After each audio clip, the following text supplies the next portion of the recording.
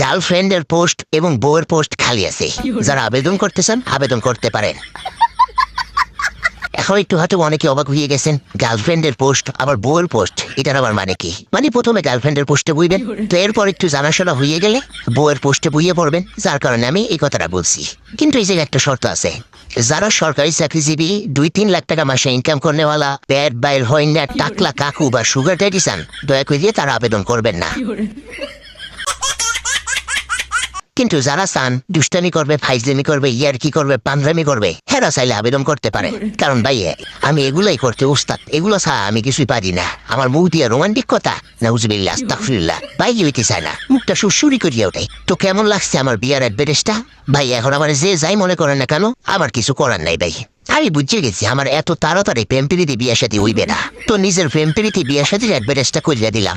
এটা ছাড়া আমার আর কোনো উপায় নেই।